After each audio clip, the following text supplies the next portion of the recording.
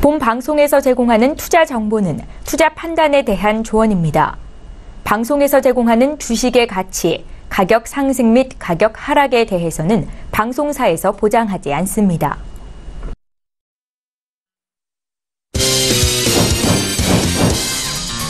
네, 오늘 주요 헤드라인 소식입니다. 8월 소비자 심리지수가 92.15, 전월보다 1.8포인트 하락했습니다. 소비자 심리지수가 기준치인 100 아래로 떨어진 것은 1년 5개월 만에 처음으로 한국은행은 최근 고용부진과 물가 상승을 비롯해 미중 무역 갈등 여파 등이 소비심리 위축에 영향을 미쳤다고 분석했습니다. 공정거래위원회가 SK그룹 현장 조사를 진행했습니다. 공정위는 주식회사 SK와 최 회장이 지난해 LG 실트론을 인수하는 과정에서 최태원 회장에게 부당 이익이 제공됐다는 의혹과 관련한 협의점을 포착하고 조사에 착수한 것으로 알려졌습니다. CJ제일제당이 미국 냉동식품 전문업체 카이키와 독일 마인프로스트를 인수했다고 밝혔습니다. CJ제일제당은 이번 인수를 통해 미국과 유럽 내 냉동식품 사업 경쟁력을 강화하고 비비고 브랜드를 중심으로 해외 시장 공략에 나설 계획입니다.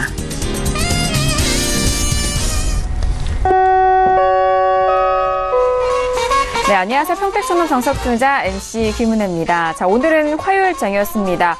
오늘 우리 시장은 전강 후약, 말 그대로 초반에는 강하게 시작했지만 장 막판에 있어서는 코스닥 지수는 하락 전환하면서 좀 약세 흐름을 보여준 상황인데요. 코스피 지수는 간신히 2300선을 회복을 했지만 코스닥 지수는 하락 전환하면서 하루 만에 800선이 이탈이 된 상황입니다. 자, 오늘의 빅 이슈는 간밤 미국과 멕시코의 무역 협상에 대한 이야기입니다. 아직 캐나다 협의가 남아있는 상황 속에서 완전한 나프타 협의가 이루어지지 않은 상황이긴 하지만요. 양자 간의 협상이 마무리가 된 상황입니다.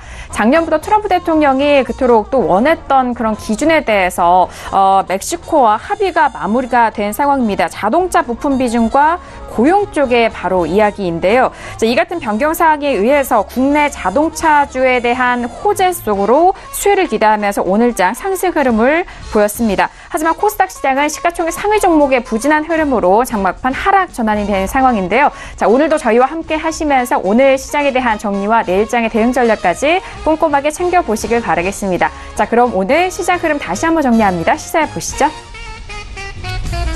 네, 오늘 코스피 지수는 전일 대비 0.17% 상승한 2303.12의 장을 마감합니다. 코스닥 지수는 전일 대비 0.36% 하락한 798.17의 장을 마칩니다. 유가증권 시장에서는 외국인 홀로 순매수, 반면 개인과 기관은 동반 순매도 이어갑니다. 코스닥 시장에서는 개인 홀로 순매수, 반면 기관과 외국인은 동반 순매도 이어갑니다. 코스피 시가총액 상위 종목 확인합니다. SK하이닉스 오늘 하락을 하면서 1.32% 빠진 82,400원에 삼성전자는 상승으로 이어가면서 46,550원에 오늘장 마무리가 됐습니다. 코스닥 시가총액 상위 종목도 확인합니다. CJ-ENM이 또 오랜만에 4% 넘는 하락으로 25만 5,100원에 마감이 됐고 신라제일은 1% 상승으로 67,400원에 오늘장 마무리가 됐습니다. 네, 정석투자 본격적으로 시작해보도록 하겠습니다. 화요일 저녁은요, 학과장 정현 대표님과 함께하도록 하겠습니다. 학과장님 안녕하세요. 네, 안녕하세요. 네, 반갑습니다. 자, 학과장님 오늘 장 후반으로 갈수록 좀 아쉬운 시장의 흐름이었는데 먼저 오늘 인사 말씀 부탁드릴게요. 네, 어제 제가 그런 말씀 드렸습니다. 화요일은 혼조세 가능성이 높다. 그리고 수요일에 방향성이 결정될 것이다. 이렇게 얘기했는데 오늘 흐름은 상당히 의미가 있다. 이렇게 생각합니다. 그래서 오늘도 역시 시황 부분에서 좀 더 섬세하게 자세하게 전달해 드렸습니다. 네, 오늘도 섬세한 시황과 분석 기다리고 있으니까요. 기대 많이 해주시길 바라겠습니다. 자, 그럼 1교시 바로 들어가 볼까요? 자, 오늘의 1교시는요. 시황 분석론이 기다리고 있습니다. 자, 이번 주 어제의 시작부터 오늘 그리고 수요일 중반까지 참 중요한 흐름이다라고 강조를 해주고 계신 상황인데요. 그리고 특히나 오늘 시장의 모습이 참 변동성이 컸기 때문에 많은 분들이 궁금해하실 것 같습니다. 자, 학 과장님 오늘 먼저 시황 분석 먼저 도와주실까요? 네, 코스피 같은 경우에는 61선을 목전에 둔 상태에서 음봉 마감했습니다. 오늘 플러스 마감은 했죠. 그리고 2300선도 지지가 됐습니다. 2302포인트입니다. 근데 중요한 게 뭐냐면 심리적으로는 어떻습니까? 하락 같은 상승이잖아요. 왜냐하면 이제 오늘 음봉 나왔기 때문에 그렇습니다. 그리고 초반에 고점을 찍었고요. 그리고 코스닥 같은 경우에는 대형주 약세로 중소형주 상승에도 불구하고 하락 마감했습니다. 그래서 중소형주들이 아무리 강해도 대형주 빠지면 어쩔 수 없다는 게 이렇게 증명이 되죠. 그래서 오늘 코스피는 특성이 61선 목전에서 음봉 마감했다. 그러니까 전강 후약이었죠. 그리고 코스닥은 대형주 때문에 결국 마이너스로 이제 끝났다. 이렇게 볼 수가 있습니다. 차트 잠깐 보시겠습니다. 보시면 이게 코스피예요. 코스피인데 오늘 이렇게 음봉 마감했잖아요. 그리고 이제 61선 직전에서 제동이 걸렸죠. 분봉을 한번 보여드리겠습니다. 자, 이게 분봉인데요. 이 동그라미 두 개가 있죠. 두 개가 있는데, 저는 이 왼쪽 동그라미는 정상적 고점으로 파악을 했고요. 위쪽에 이제 오른쪽의 동그라미는 왜곡까지 감안한 고점으로 파악을 했습니다. 정확하게 이 지수대를 저는 그렇게 언급을 했는데, 왜 그렇게 했었냐? 오늘 이게 정상이기 때문에 그래요. 그래서 저는 일반적으로 볼 때, 매일같이 장중에 고점을 파악해 줍니다. 그래서 때로는 정상적인 고점, 때로는 왜곡까지 감안한, 그러니까, 왜곡이라든가 변수가 반영된 비정상적인 고점까지 같이 얘기를 합니다. 근데 오늘 같은 경우는 제가 두 가지를 다 얘기를 했어요. 그래서 정상적인 고점이 2312포인트였었고요. 비정상적 흐름까지 감안해서 2314포인트입니다. 이 방송을 처음 보신 분들은 지금 무슨 얘기하나 싶을 거예요. 좀 특이한 사람이다 이렇게 생각할 건데 저는 매일같이 고점을 파악합니다. 왜? 파생을 같이 하기 때문에 그래요. 코스피하고 코스피 200 선물이 연동이 될 수밖에 없거든요. 그래서 이 고점 파악이 상당히 중요한 의미가 바로 그겁니다. 그래서 오늘 운 좋게도 이제 정확하게 됐는데 여기서 이제 한 번 더 잠깐 보겠습니다. 현재 코스피 흐름만 먼저 말씀을 드리겠습니다. 코스닥은 좀 이따 설명하는데요. 일단 여기서 이제 나름대로 기술적으로는 거의 한계치가 왔어요. 네, 왔습니다. 지난번에 여기까지 올라왔다가 밀렸죠. 그 이후에는 거기도 못 올라왔다가 밀렸는데 딱 걸렸어요. 그리고 61선 이제 걸쳐져 있는데 여기서 제가 말씀드렸던 내용 다시 한번 전달하겠습니다. 정상적이면 하락할 겁니다. 내일 이후에. 비정상적이면 올라갈 거예요. 그건 확실해요. 여기서 정상적으로 계속 올라가는 경우는 거의 없다고 보면 됩니다. 요즘 시청자분들이 저에게 질문해요. 또 사방에서 바닥 찍었다는 소리가 나온다는 거예요. 그래서 제가 무시하라 그랬죠. 차 좀 더 넓게 볼까요? 사방에서 바닥 찍었다고 하는 사람들 말이 맞을 수도 있어요. 네. 근데 중요한 게 뭐냐면, 지금 그러기에는 상황이 너무 안 좋다는 겁니다. 자, 여러분 미국 증시 보고 계시죠? 어떻습니까? 나스닥은 역사상 최고가 갱신했고요. 다우존스도 만만찮아요. 근데도 한국이 이래요. 중국 따라간다는 거죠. 그리고 모든 여건이 현재 좀 녹록지가 않습니다. 거기다 수급까지 나빠요. 아마도 그랬을 겁니다. 여기까지 빠졌다가 대충 여기까지 오니까 아마도 바닥 찍었다고 하는 얘기 많이 나왔을 거고요. 아마 계속 그랬을 겁니다. 계속. 이렇게 한번 크게 밀렸다가 반등 나오면 계속 바닥 찍었다고 얘기 여기저기 나왔을 겁니다. 아마 지금 흐름도 똑같아요. 여기서 또 저점 찍고 여기 올라오니까 바닥 찍었다고 하는데 저는 그렇게 얘기하고 싶어요. 바닥 멀었어요. 멀었습니다. 그리고 대다수의 투자 전문가들이 지금이라도 손절하라고 얘기할 때 그때가 바닥이에요. 제가 아주 정말 실제로 있었던 일을 하나 얘기해 드릴까요? 2012년이었습니다. 서울경제TV 여기 출연할 때였어요. 그 당시 제가 그 봄에 1개월 반 전에 고점을 2050선이라고 했는데 2057까지 갔어요. 7포인트 5차가 났고요. 역시 이제 요번에 2개월 전에 제가 저점을 지수까지 계산해서 발표했어요. 근데 그때 겨우 3.5포인트가 차이 났습니다. 그래서 그때 제가 서울경제에서 주최하는 어떤 그 강의가 있었어요. 그래서 제가 저녁 때 그 저점 찍은 날 갔어요. 가서 제가 그랬어요. 여러분 오늘 바닥 찍었습니다. 이렇게 얘기했어요. 그랬더니 그 참여자분들이 그렇게 얘기하시더라고요. 오늘이라도 팔으라고 이렇게 얘기를 했대요. 투자 전문가들이 바닥이었던 날. 참 엄청나죠? 지금 아직까지도 이 투자 쪽에 종사하는 사람들이 바닥 찍었다는 얘기가 쉽게 나온다는 것 자체가 바닥이 아니라는 얘기입니다. 그 인간 지표들은 너무나도 정밀합니다. 그래서 제가 이제 그런 얘기도 가끔 듣는데, 차트 잠깐 다시 보시겠습니다. 이 동그라미 구간은 밀렸을 때 구간이고, 이 네모 구간은 반등했을 때 구간인데, 아마 봄에는 그랬을 거예요. 눌림목 끝났다. 조정 끝났다. 그렇게 얘기했을 거예요. 왜냐면 그때는 아주 심하게 안 빠졌으니까. 그러다가 아마도 최근에 그 7월 그리고 8월에 급락 후 반등하니까 좀 비겁한 사람들은 좋아하는 방식이 똑같아요. 밀렸다가 조금 그 저점을 안 깨고 버티잖아요. 그럼 반등 구간이라 그래요. 반등 구간. 그 말이 참 쉽거든요. 예, 그러다가 만약에 더 간다. 그러면 반등이 이어진다고 표현합니다. 근데 만약에 또 저점을 다시 이탈하잖아요. 제가 그랬잖아요. 반등 구간이라고. 잠깐 반등 났다 빠진다니까요. 그리고 또 더 빠지잖아요. 그리고 또 바닥 따지게 한다 그래요. 그렇게 말장난하는 사람들이 너무 많습니다. 예측을 안 해요. 시청자가 못하는 걸 해줘야지 전문가잖아요. 그게 프로잖아요. 또 한 번 예측하겠습니다. 바닥 절대로 아닙니다. 아니에요. 절대로 아닙니다. 여기서 비정상적으로 반등이 좀 더 이어질 수는 있어요.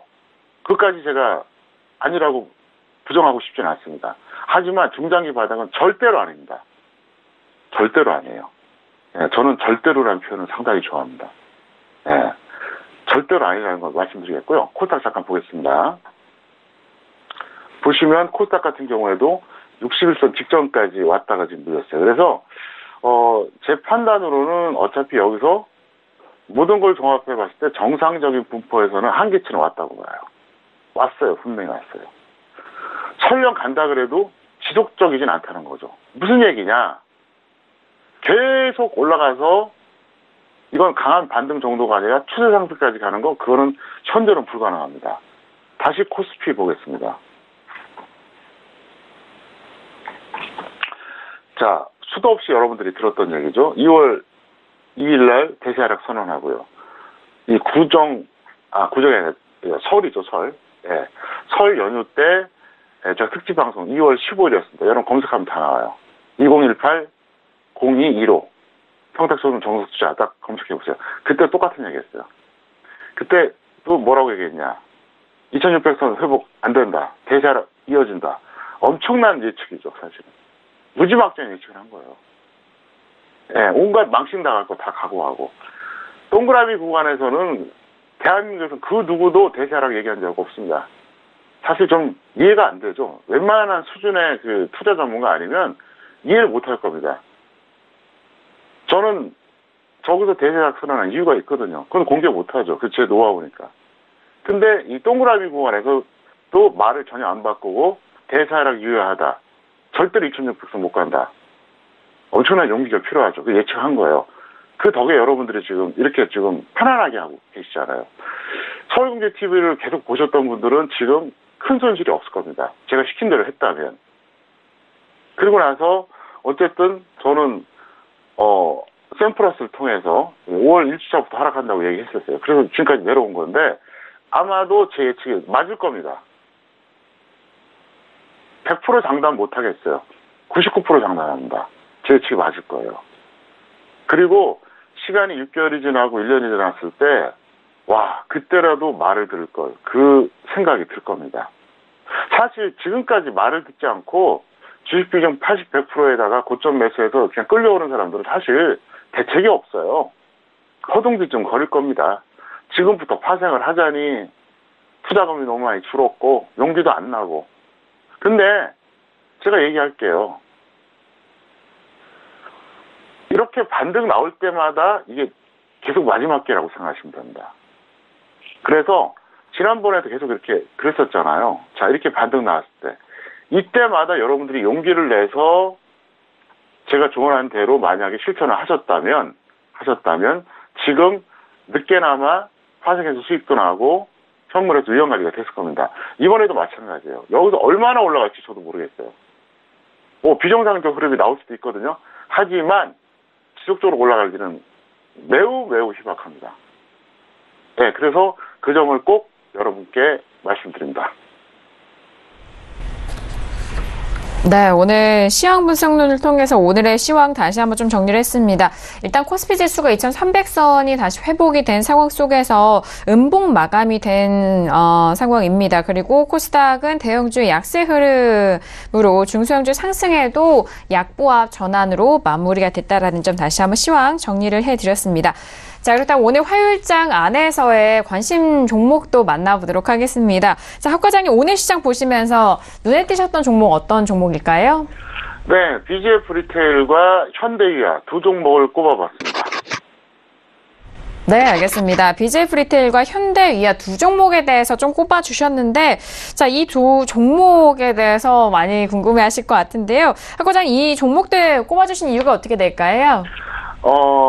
BGF 리테일은 이제 그 어떤 호재성 기사로 인해서 이제 이게 반등이 나왔습니다. 그래서 이거를 이제 지금 오늘 제가 볼 때는 좀 던져야 되는데 사람들이 추격할까봐 걱정해서 꼽아봤고요. 현대위아 같은 경우에도 이제 그런 관점인데 먼저 BGF 리테일 설명드렸습니다. 보유자는 매도 관망하시고요. 미보유자는 추격을 반대합니다. 어쨌든 편의점 관련주들 어쨌든 오늘 뉴스로 인해서 올라왔는데 제가 볼 때 지속성은 없다고 봅니다. 그리고 현재 여전히 엄청나게 고평가입니다. 25,500원짜리예요. 적정 주가가. 평택촌농 기술 특허 적정 주가에 의하면 25,500원. 근데 현재 주가가 얼마죠? 엄청나게 높죠. 그래서 현재는 이걸 추세 매매하기는 맞지 않다. 그리고 단기적으로도 늦었다. 그걸 말씀드리겠고요. 현대위아 같은 경우에도 보유자 매도 관망인데 역시 미보유자는 추격을 반대한다. 이렇게 설명드렸습니다. 잠깐 차트 보시겠습니다. BGF 리테일이 지금 얼마예요? 가격대가 엄청나죠? 네, 엄청납니다. 지금 적정 주가 대비 지금 엄청 고평가된 거예요. 근데 추세적으로 봐도 이 종목을 지금 들어가긴 좀 부담스러워요. 부담스러운데 단기적으로도 지금 급등했다는 거죠. 그리고 이제 분할 재상장 이후로 한번 이렇게 엄청나게 급등을 했다가 계속 내려왔어요. 그때 한번 뭔가 있었던 것 같아요. 어쨌든 엄청나게 올려놓고 계속 내려왔거든요. 그리고 이제 이번에 현대위아 말씀드렸습니다. 현대위아 같은 경우에도 저점을 7월 초순에 찍고 고점 한번 기록했어요. 그리고 최근에 여기까지 밀렸는데 역시 호재성 기사 때문에 그것 때문에 이제 지금 자동차주가 올라간 거거든요. 그래서 이거 지속되기는 어렵다고 봅니다. 왜 그러냐면 자동차 같은 경우에 저는 조금 더 부정적으로 봐요. 왜 부정적으로 보냐면 솔직히 말해서 일단 경쟁력이 좀 더 떨어지지 않았나. 수입차에 비해서. 시청자 여러분 다 아실 겁니다. 요즘 거리 한번 나가보세요. 5년 전, 10년 전, 15년 전에 비해서 어때요? 외제차 엄청나게 늘어났어요. 제가 15년 전에 그 생각을 했어요. 네. 지금 외제차 타는 거는 참 소수에 불과하겠지만 앞으로 10년 뒤에는 일반화될 것이다. 지금 20대 직장인들도 타고 다니잖아요. 왜 그럴까요? 결국 경쟁력이에요. 제가 언젠가 톡스타 시간에 말씀드렸잖아요. 경제는 애국이 없다고요. 경제 분야에는 애국이 없어요. 합리적 소비를 한다는 거죠. 왜냐하면 그동안 어떻게 보면 자동차 업계가 너무 무사한 일을 했죠. 너무 쉽게 돈 벌었어요. 근데 지금 수입차들이 가격 경쟁력 낮추니까 어떻게 됩니까? 가격 경쟁력을 만들어버리니까. 지금 그대로, 잠식당하고 있잖아요. 그래서 제가 볼 때는 나프타가 어떻게 되든 그거는 큰 의미가 없고요. 한동안은 좀 어렵지 않을까. 이렇게 생각합니다. 네, 오늘 두 가지 관심 종목에 대해서 다시 한번 설명드립니다. BGF 리테일 같은 경우에는요, 보유자 매도 후 관망에 대한 의견입니다. 자, 미보유자는 추격 반대에 대한 의견 주셨는데요. 일단 가격대가 올라갈 때 그때 또 다른 상승을 보시고 지금 막 쫓아가시는 분들이 있으신데 그 부분에 있어서 추격 반대의 의견 주셨고, 현대위아도 마찬가지입니다. 자, 오늘 자동차주들, 업종들 다 같이 좀 올라왔었던 상황인데 보유자는 매도 후 관망, 역시 미보유자는 매수에 대해서 반대한다라는 의견까지 다시 한번 정리되어 드렸습니다.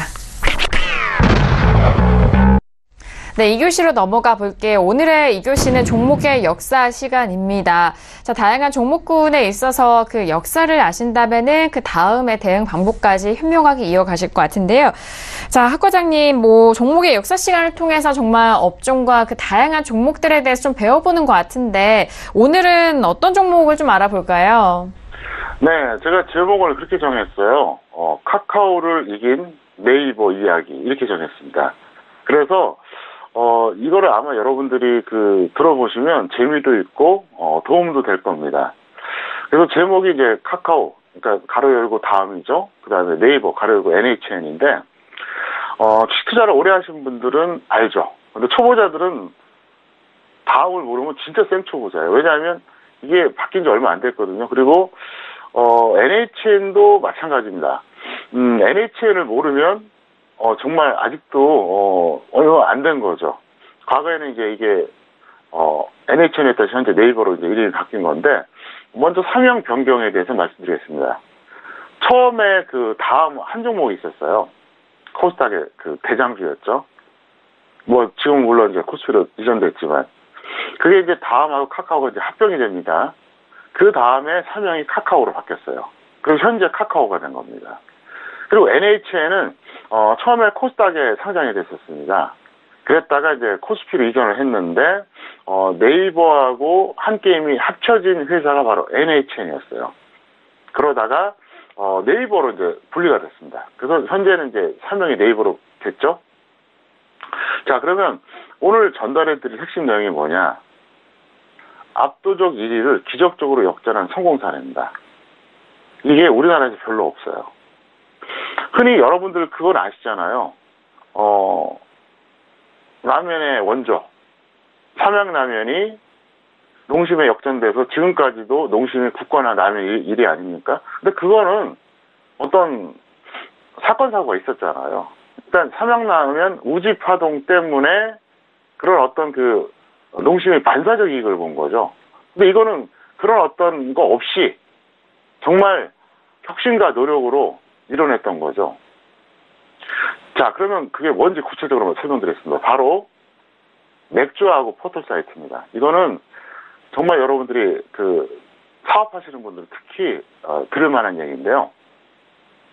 맥주 같은 경우는 1992년에 하이트 맥주가 출시된 이후로 오비 맥주 역전했어요. 지금 아마 한 50대, 많으면 60대 분들 알 겁니다. 옛날에 어땠죠?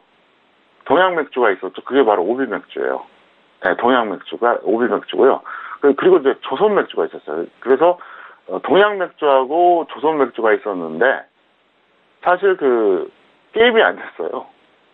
네, 동양 맥주의 오비 브랜드를 정말 조선 맥주는 도저히 못 따라갔어요. 네, 처음에 그랬어요. 그러다가 92년에 하이트가 이제 출시가 됐습니다. 화이트 맥주 병에 보면 1993이라고 되어 있거든요. 그거는 아마 법인 기준일 겁니다, 아마.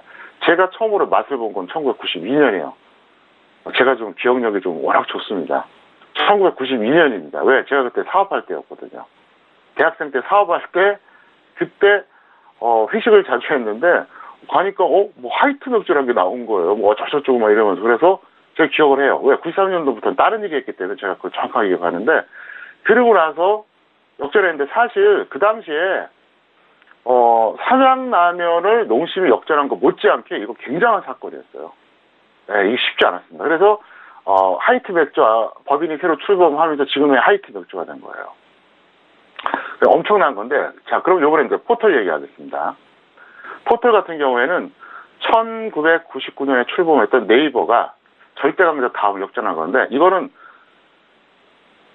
제가 실제로 예측했던 내용입니다. 제가 그렇게 얘기했었어요. 2000년 가을이었습니다. 2000년 가을. 한 10월 정도? 10월 중순에서 하순? 아마 그쯤일 겁니다. 날씨가 그때로 기억을 하는데, 제가 이제 그 당시에 여기저기 강의를 다녔습니다. 왜냐하면 제가 주식 전문가로 데뷔한 게 2000년 7월 28일이었습니다. 그러니까 한 3개월 채 안 됐을 때죠. 운이 좋아서 여기저기 초청을 많이 받았어요. 그 당시에도. 그래서 제가 강의 내용이 뭐였었냐면, 제가 이제 청중들한테 그랬어요. 여러분, 두고 보세요. 네이버가 다음을 역전할 겁니다. 이렇게 얘기했습니다. 다들 믿질 않았어요. 왜? 뭘 좀 아는 사람들은 웃기고 있네 이런 표정이었고요. 모르는 사람들도 어떻게 다음이 이게 말이 돼? 자, 그럼 왜 그랬는지 그 당시 상황을 말씀드릴게요. 다음은 1996년에 만들어진 회사예요. 1996년. 그리고 2000년도에 상장이 됐어요. 그런데 2000년도 11월에 죄송합니다. 1999년입니다. 99년에 상장이 됐습니다. 1999년에 상장이 됐는데 1999년 11월에 액면가 5,000원 기준으로 400만 원까지 갔어요. 지금 환산 주가로 하면 아마 그보다 더 높을 겁니다. 상상해 가세요. 액면가 5,000원 기준으로 400만 원.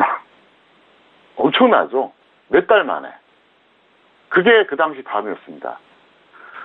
그 당시 여러분 다 아실 겁니다. 한메일 사용자가 이메일 사용자 중에서 거의 90%가 넘었어요. 그래서 다음이 경쟁력을 갖춘 이유는 뭐냐면, 인터넷 서비스가 시작되면서 전부 다 이메일이 필요했잖아요. 근데 그 최초로 제대로 보편적으로 보급한 게 바로 한메일이었어요. 그래서 한메일 이용하기 위해서 다음을 들어올 수밖에 없잖아요. 접속할 수밖에 없잖아요. 그래서 이게 폭발적으로 이제 인기가 있었는데, 1996년에 출범해서 1999년에 이미 상장됐는데 11월에 액면가 5,000원 기준으로 400만 원. 자, 그런데 네이버는 언제 출범했느냐? 1999년 그때 출범했어요. 네, 그때. 그러니까 1999년 5월인가 6월인가 출범했습니다. 정확한 날짜 모르겠는데 그럼 생각을 해보세요. 비교가 됩니까? 다음은 1996년에 출범해서 3년이 지났고 상장까지 됐고 이미 황제 주소를 들었어요. 홀싹 넘버원이었어요. 시가총액도. 그런데 네이버는 다음이 그랬을 때 불과 몇 달 안 되는 회사였어요. 직원 몇 명이나 있었겠어요. 그게 바로 네이버였어요. 그런데 제가 이거를 1년이 지나고 나서 청중들한테 이렇게 제가 부수한 걸 발표한 거죠. 왜 그런지 아세요? 이유를 설명하겠습니다. 첫 번째, 그 당시 PC방을 다 돌아다녀 봤어요. 초기 화면에 네이버가 깔려 있더라고요. 좀 약간 놀랐어요. 아니, 다음이 압도적인데 어떻게 네이버가 깔리냐. 이게 영업한다는 얘기죠. 엄청나게 발로 뛴다는 얘기예요. 그 수단이 뭐가 되든. 두 번째, 홈페이지를 비교해봤어요. 홈페이지를 비교해봤더니 다음보다 네이버가 훨씬 더 효율적으로 딱 구성이 되어 있어요. 그러니까 똑같은 걸 들어갈 때 다음은 4번 만에 들어갈 때 이건 얘는 3번. 그리고 홈페이지 딱 구성을 보면 딱 뭐랄까요. 와, 효율적이다. 이게 확 비교가 됐어요. 물론 제가 성격이 좀 섬세한 게 있으니까 그걸 보였겠죠. 그다음에 세 번째, 전략을 잘 짰어요. 어차피 이메일로 승부를 못해요. 왜? 이미 한 메일이 확보가 됐기 때문에. 그럼 얘네가 이제 생각한 게 뭐냐? 검색으로 승부하자 이거였어요. 그래서 검색 기능을 엄청나게 강화시키다 보니까 이게 넘어온 거예요. 결국 어떻게 됐습니까? 3년도 못 돼갖고 역전했어요. 지금 네이버하고 다음은 엄청난 차이가 납니다. 시장 점유율에서. 그래서 이런 사례가 앞으로 또 나올까? 전 쉽지 않다고 봅니다. 하지만 또 불가능하진 않겠죠. 그래서 왜 이 얘기를 해드리냐면 그 당시에 네이버에 투자했던 사람들은 어떻게 됐을까요? 초대박이 난 거죠. 그 당시에 정말 부동산 투자한다고 생각하고 제 말을 듣고 네이버에, 그러니까 그 당시엔 NHN이었어요. 그래서 앞으로도 저는 이런 식으로 이제 기업 분석할 거고 여러분도 이런 시각이 필요하다 설명드렸습니다. 그리고 저는 평소에도 그런 표정이 있어요. 음식점에 가거나 술집에 가고 그냥 먹으면 되는데 딱 들어가서 봐요. 여기 장사 된다 안 된다. 여기 장점은 뭐고 단점은 뭐다. 저도 모르게 분석이 돼요. 그래서 앞으로 이제 기업하신 분들 같은 경우에 예를 들어서 꼭 투자 정보 아니래도 제가 도움 드리고 싶을 때 많이 도움 드리고 싶으니까 그런 쪽에서도 여러분들이 필요하시면 언제든지 서울국제TV로 연락 주시길 바랍니다. 네, 역사가 긴 두 기업이었습니다. 카카오를 이긴 네이버, 이 두 기업에 대해서 이전에 종목의 역사 시간 다시 한번 좀 전달을 해드렸습니다. 자, 앞으로 또 카카오와 네이버가 어떤 향방을 보여줄지에 따라서 이 종목의 역사 시간이 또 추가되는 내용이 있을 것 같습니다. 이 시간도 많이 기대해 주시길 바라겠고요. 자, 이어서 선생님 질문 있어요 시간으로 넘어가 보도록 합니다. 자, 오늘도 질문들 많이 접수가 됐는데요. 먼저 첫 번째 질문부터 확인해 볼게요. 오늘의 첫 번째 질문은 끝자리 7305님의 질문입니다. SK하이닉스를 매수가 76,200원에 비중 30% 질문을 주셨습니다. 자, 학 과장님 오늘 SK하이닉스에 대한 흐름도 뭐 앞서서 살펴봤는데 어떻게 보실까요? 네, SK하이닉스는 B학점 드리겠습니다. 예측 매수 성공했고요. 평가이기 때문에 그렇습니다. 다만 제가 볼 때는 즉시 매도 관망을 하자. 왜? 삼성전자가 계속 올라가면 같이 따라갈 겁니다. 근데 지금 삼성전자가 지금 점점 버거워지고 있어요. 그래서 그렇게 보는 게 좋겠다. 차트 보시겠습니다. 현재 여기까지 올라왔습니다. 여기까지 올라왔는데 이분 같은 경우에는 나름대로 76,000원대니까 예측 매수 잘 하신 거죠. 한 이쯤에서 하신 거예요. 이쯤에서 아주 잘 하신 거예요. 성공적이다. 그래서 B학점이다. 왜 그러냐면 이 정도 되면 뭐 제가 볼 때 굉장히 잘한 거거든요. 그래서 A가 학점까지는 안 해도 B는 된다. 그리고 즉시 매도 관망인데 바로 삼성전자 때문에 그렇습니다. 보세요. 삼성전자 지금 제가 노리고 있습니다. 뭘 노릴까요? 주식선물 매도. 제가 지금 노리고 있어요. 조금만 더 올라와라. 한번 사인 내겠다. 저는 삼성전자에 대해서 이때 그 액면 불안에서 상장됐잖아요. 재상장 이때 제가 강력한 매도 사인을 썼어요. 네, 강력한 매도 사인. 여기 이거 안 들어가면 내가 화낸다 그랬어요. 네, 그 정도까지 얘기했어요. 반드시 주식선물 매도 들어가라. 근데 어떻게 됐습니까? 흘러내렸죠. 그리고 제가 이 방송 통해서도 얼추 얘기했어요. 삼성전자 내려갈 거라고 얘기했어요. 액면 불안 딱 되자마자 계속 내려갔잖아요.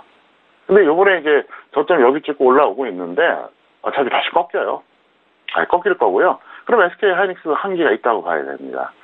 그리고 이제 제가 이제 종목 상담하는 시간이니까 너무 깊은 내용 들어가기 좀 시간이 없는데 작년 11월 초에 그 삼성전자 고점 찍고 계속 흘러내렸잖아요. 네, 그죠? 그래서 제가 2,600선을 고점이라고 본 거예요. 그거는 다음에 말씀드리겠습니다. 네, 첫 번째 질문이었습니다. SK하이닉스에 대해서는 비학점 부여가 됐고요. 일단 SK하이닉스 즉시 매도 후에 관망에 대한 의견을 주셨습니다. 오늘 82,400원이니까요. 즉시 매도 후에 관망해 주시길 바라겠습니다. 자, 지금 시각은 10시 32분 지나가고 있습니다. 화요일장에 뉴욕 증시가 개장이 됐는데요. 전일장 본장에서도 3대 주스 모두 상승 흐름으로 마무리가 됐었던 증시는 오늘의 개장 역시 상승으로 출발이 됐습니다. 앞서서 말씀드렸던 미국과 이 멕시코의 협상에 의해서 좀 무역 분쟁에 대한 완화로 인해서 지금 3대 출발했다라는 소식 다시 한번 전달을 해드리고요. 잠시 후 더욱더 자세한 내용을 시황센터 연결해서 들어보도록 하겠습니다. 자, 이어서 다음 질문도 바로 살펴볼게요. 끝자리 1371님의 질문입니다. JYP 엔터테인먼트를 매수가 24,300원의 비중 20% 질문입니다. 자, 학 과장님, JYP 엔터테인먼트는 어떻게 보실까요? 네, C학점이고요. 약간 높은 매수가인데 그래도 평가액입니다. 근데 이건 즉시 매도 후에 확실한 조정 시 재매수하자. 이런 말씀 드리긴 그런데 이거 아마 후유증이 있을 겁니다. 절대로 추격하지 마세요. 이거 분명히 후유증이 있을 거예요. 고평가된 것도 그렇지만, 이렇게 차트를 보면은 이게 어디까지 갈지 모르겠어요. 근데 제가 볼 때는, 추격 매수는, 지금 단계에서는 하지 말아달라. 이렇게 부탁드리겠습니다. 네, 꾸준하게 계속적으로 우상향하고 있는 JYP 엔터테인먼트 즉시 매도 후 확실한 조정 시 재매수입니다. 3분기가 일단 성수기 시작이기 때문에 엔터주들이 많은 분들 좀 관심 있어 하시는데 JYP 엔터테인먼트는 확실한 조정 시 재매수 의견 다시 한번 확인해 보시길 바라겠고요. 자, 다음 종목 질문도 만나보시죠. 끝자리 5652님의 질문이고요. 마니커를 매수가 900원에 비중 30% 질문입니다. 자, 학 과장님 마니커입니다. 이 종목은 평가 어떻게 해주실까요? 네, 마니커 같은 경우에는 이거는 그 B학점이고요. 평가손이라도 상당히 합리적인 매수를 한 거예요. 네, 그렇기 때문에 B학점이고 이제 손절 마이너스 5% 또는 수익 10% 단기 매매하시기 바라겠고요. 차트 잠깐 보시겠습니다. 매수가가 이제 900원입니다. 그럼 지금 약간 지금보다는 높아요. 그런데 평가손이라고 해서 무조건 이거 잘못된 건 아니고요. 이 가격에서 매수했다 그러면 나름대로 굉장히 기다렸다가 잘한 거예요. 저는 항상 얘기하잖아요. 가정의 합리적인 매매라고요. 자, 이 종목을 예를 들어서 여기서 매수한 사람도 있을 거예요. 여기서 한 사람이 있고. 그 사람들에 비하면 엄청나게 잘한 겁니다. 그리고 제가 항상 했던 얘기 있죠. 상승 추세의 종목은 21선 아래나 61선 위, 그것도 아니면 121선 아래에서 매수하자. 자, 이 종목 어떻습니까? 추세가 상승 맞죠? 파란색 61선이 빨간색 120선 돌파했잖아요. 이게 이제 상승 추세입니다. 여기서부터. 그리고 나서 이런 종목은 21선 위나 21선 아래, 60선 위, 120선 아래라고 했잖아요. 이렇게 얘기했거든요, 항상. 그래서 21선 아래, 61선 위, 아니면 120선 아래. 그러면 나름대로 어떻게 보면은 하반기에서 매수한 가격 중에 제일 잘한 거예요. 그렇기 때문에 이 종목은 어쨌든 그렇게 대응하시길 바랍니다. 네, 마니커에 대한 부분입니다. 일단 손절은 마이너스 5% 그리고 수익을 10%에 대한 매도 의견 다시 한번 참고해 보시길 바라겠습니다. 다음 질문도 바로 이어가 볼게요. 끝자리 8455님의 질문이고요. 로스웰을 매수가 1,650원의 비중 30% 질문 주셨습니다. 학 과장님, 로스웰입니다. 이 종목 어떻게 대응할까요?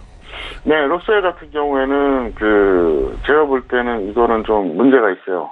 왜 문제가 있냐면 최고점에 추격 매수했습니다. 그래서 F입니다. 그래서 본전 또는 손절 10% 매도 재매수인데요. 손실이 크지는 않아요. 하지만 이건 F예요. 오늘 제가 종목 상담 수가 좀 작더라도 좀 자세하게 설명드렸습니다. 차트 보세요. 이분이 매수하신 가격이 여기에요. 1,650원. 여기입니다. 1,650원. 이 라인입니다. 어디냐? 여기서 한 거예요. 이거는 아니죠. 이거는 더 갔다고 해도 무조건 아니죠. 왜 저기서 매수하냐고요. 이건 아니에요. 그래서 이거는 F입니다. 그래서 다시 한번 말씀드리지만 저렇게 급등할 때 누가 봐도 탄력 좋아 보일 때 매수하는 건 이거는 성공했어도 잘못한 거예요. 왜? 다음에 또 그렇게 하거든요. 그래서 주의하시길 바랍니다. 네, 로스웰에 대한 평가는요, 아쉽게도 F학점입니다. 일단 추격 매수에 대한 부분 다시 한번 좀 강조를 해주시는 만큼 지양하셔야 될 것 같고요. 로스웰 같은 경우에는 본전 또는 손절 마이너스 10% 매도 후에 재매수 의견 전달해드립니다. 다음 질문도 살펴볼게요. 끝자리 2886님의 질문이고요. DMS를 매수가 8,100, 300원의 비중 50% 질문 주셨습니다. 자, 학 과장님, DMS입니다. 이 종목은 어떻게 학점이 내려졌을까요? 네, 이것도 F예요. 왜냐하면 손절 없이 무작정 오픈했거든요. 그래서 손절 마이너스 15% 또는 마이너스 25% 매도 후에 재매수 하시고 차트 보시겠습니다. 여기서 하신 거예요. 그러니까 작년 11월이죠. 그냥 하염없이 그냥 홀딩한 거예요. 본전 근처까지 왔었거든요. 이때 안 던진 거예요. 제가 항상 얘기하잖아요. 이 개인의 3대 집착이라고요. 매수가 집착, 주식 비중 100% 집착, 특정 종목 집착. 이건 특정 종목 집착도 됩니다. 이 종목이 얼마나 이게 애착이 있는지 그냥 무조건 끌고 가요. 그리고, 나는 본전 안 오면 못 던지겠다. 이거잖아요. 그러니까 이 네모에서 본전 근처까지 왔으면 적당히 던질 줄 알아야 돼요. 이렇게 보셔야 돼요, 여러분. 만약에 여러분들의 매수 종목이 마이너스 10% 이상 밀렸잖아요. 그래서 다시 본전 오잖아요. 일단 던지는 게 정석이에요. 그게 더 가는 한이 있어도. 그게 정석이에요. 왜? 매수한 다음에 마이너스 10% 이상 빠졌다고 하는 건 일단 실패한 매수입니다. 실패한 매수는 일단은 본전에 왔을 때 던지는 게 정석인데 그렇게 안 해요. 이분은 지금 뭐 하시는 거예요? 시간대로 낭비해. 지금 평가손 여전해. 이건 아니라는 거죠. 그래서 매수가 문제가 아니라 손절을 안 했기 때문에 이게 결정적으로 문제가 된다. 이렇게 설명을 드리겠습니다. 네, DMS에 대한 평가는요, 학점, F학점 다시 확인이 됐고요. 손절은 마이너스 15% 또는 마이너스 25% 먼저 오는 가격대에 매도 후에 재매수입니다. 일단 손절을 좀 기준 있게 철저하게 좀 지켜보시길 바라겠고요. 자, 다음 질문 이어갈게요. 끝자리 2717님의 질문이고요. 샘표를 매수가 32,500원의 비중 40% 질문을 주셨습니다. 샘표 같은 경우에는 학 과장님, 이 질문에 대한 학점 어떻게 될까요? 합리적인 매수 가격, B학점입니다. 저평가되어 있고요. 그리고 충분히 매수할 만합니다. 이게 미중 무역 전쟁 관련해서 이제 급등했던 건데, 손실이 나더라도 들어갈 만한 어떤 상황이었다. 그리고 문제가 없다. 그래서 본전 또는 손절 마이너스 10% 매도 후에 재매수하자. 왜 그러냐? 지금 약간 평가손이거든요. 그래서 더 싸게 들어가면 아마도 좋은 결과가 있지 않나 이렇게 생각을 합니다. 네, 샘표 같은 경우에는 본전 또는 손절 마이너스 10% 매도 후에 재매수 의견 주셨습니다. 저평가대한 부분과 합리적인 과정에 대해서 좀 평가해 주셨으니까 참고해 보시길 바라겠습니다. 자, 오늘도 선생님 질문 있어요. 시간을 통해서 다양한 상담 함께 도와드렸습니다. 말씀드린 내용에 대해서는요, 투자 펀드에 대한 조언이고요. 해당 상품의 가치와 수익률을 보장하지 않는다는 점 다시 한번 유의해 주시길 바라겠습니다.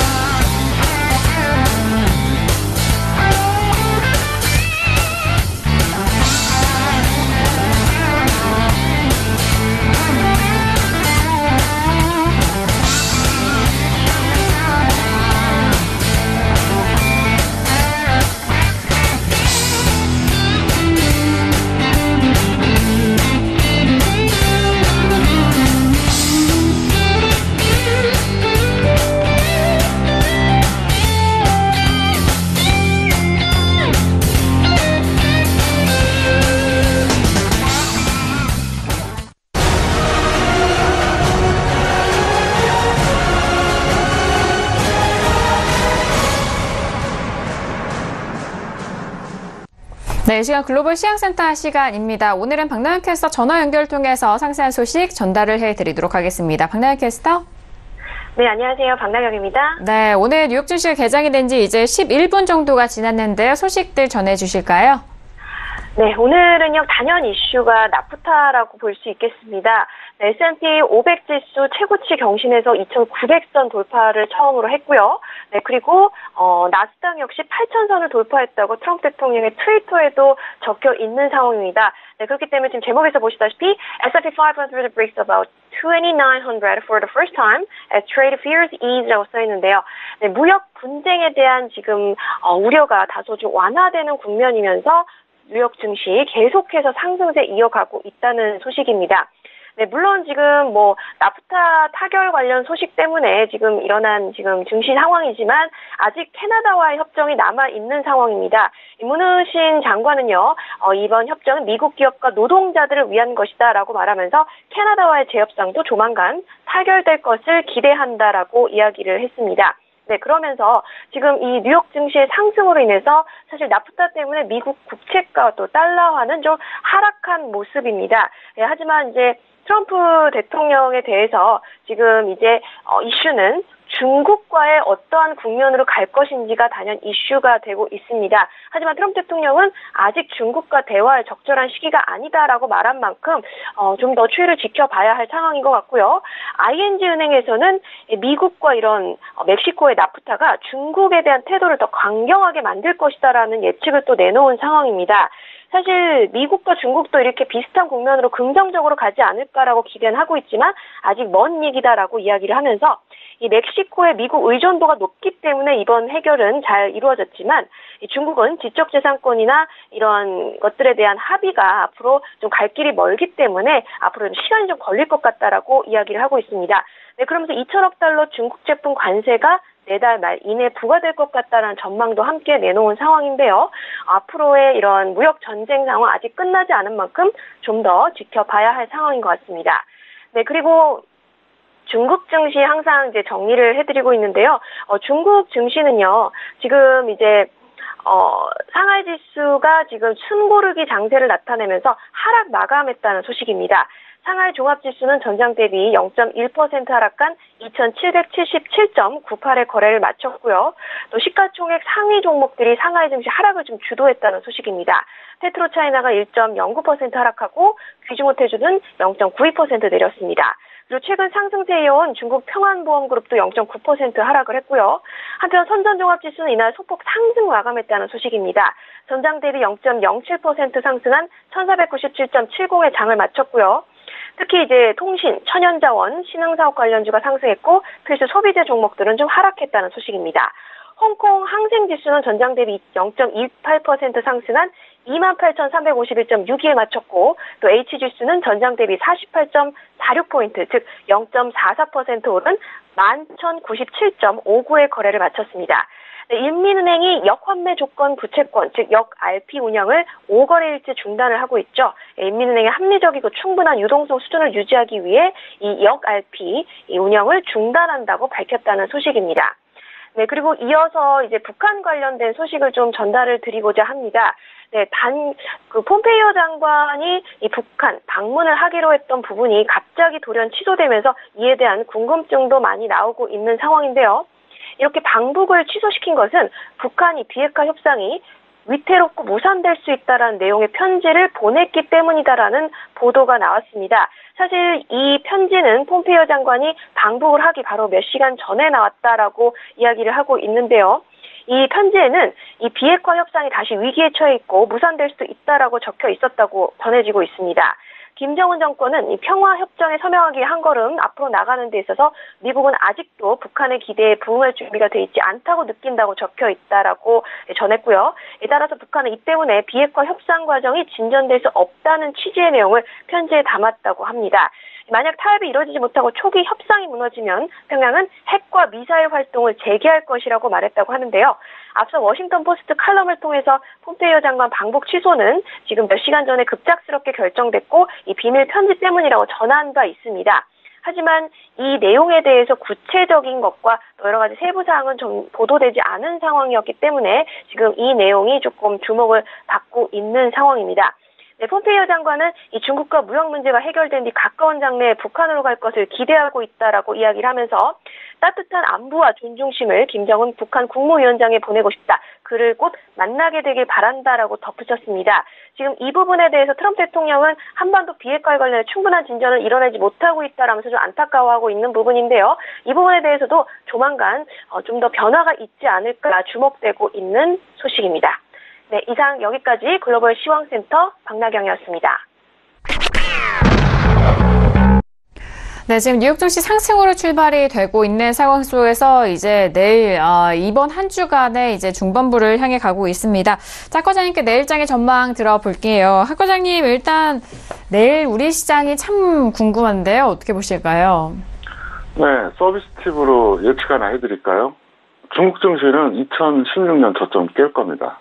99% 가능성이 높아요. 그리고 조금 전에 박나경 씨가 북한 문제 브리핑 했잖아요. 제가 그랬잖아요. 북한 비핵화 절대 안 할 거라고. 그리고 2차 북미 회담 9월에 열리기 어렵다고 분명히 얘기했잖아요. 지금 국무장관 자체가 북한도 못 가는데 언제 일정 잡아서 9월에 하냐고요. 그리고 북한도 알고 있어요. 어차피 트럼프에 지금 어떻게 보면 지금 걸려든 거예요. 그 다음에 미중 무역 전쟁 제가 작년 봄부터 그랬습니다. 올해 봄이 아니에요. 작년 봄부터 반드시 터질 거라고. 왜? 그건 정치적인 이슈 때문에 그렇다고 얘기를 했잖아요. 경제적으로 풀어갈 관점이 아니라고요. 어쨌든 제가 얘기했던 대로 흘러가고 있는데 아마 우리나라 시장도 그렇게 될 겁니다. 내일은 어떻게 하느냐? 코스피 코스닥 만약에 61선을 돌파할 때는 강력 매도하세요. 61선 돌파도 못하고 흘러내릴 가능성이 있는데 혹시라도 돌파하면 좋은 매도 시그널이 되니까 여러분들이 기억하셨다가 반드시 실행하시길 바랍니다. 네, 내일장 코스피 코스닥 61선에 돌파하실 강력한 매도에 대한 의견. 일단 코스피는 코스닥이 61선 돌파 시 강력한 매도에 대한 의견까지 내일장 전망 전달을 해드렸습니다. 자, 오늘 학 과장님과는 여기서 인사 나누도록 하겠습니다. 자, 학 과장님 오늘 말씀도 감사합니다. 네, 감사합니다. 네, 오늘도 다양한 투자 전략 내용 여러분들과 함께했습니다. 말씀드린 내용에 대해서는요, 투자펀드에 대한 조언이고요. 해당 상품의 가치와 수익률을 보장하지 않는다는 점 다시 한번 유의해 주시길 바라겠습니다.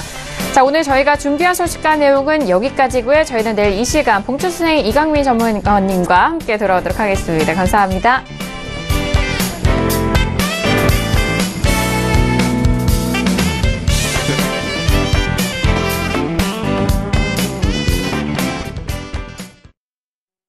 본 방송에서 제공하는 투자 정보는 투자 판단에 대한 조언입니다. 방송에서 제공하는 주식의 가치, 가격 상승 및 가격 하락에 대해서는 방송사에서 보장하지 않습니다.